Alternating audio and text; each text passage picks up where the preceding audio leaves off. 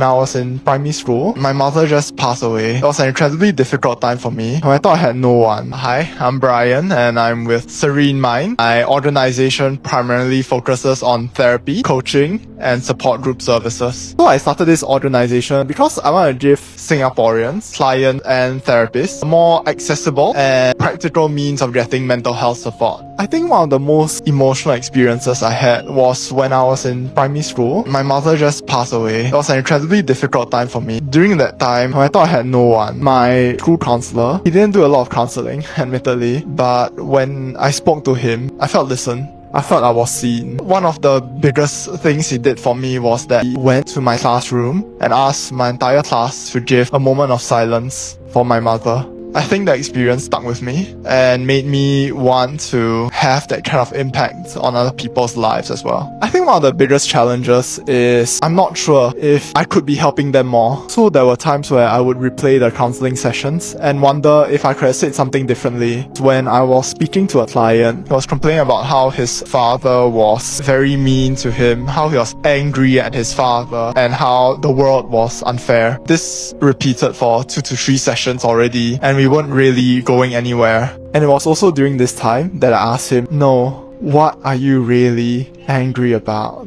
There was a silence and he started crying. In that moment, I could see all of his anger, his frustrations, all of his unspoken needs. And it was at that moment that I knew that we had a breakthrough.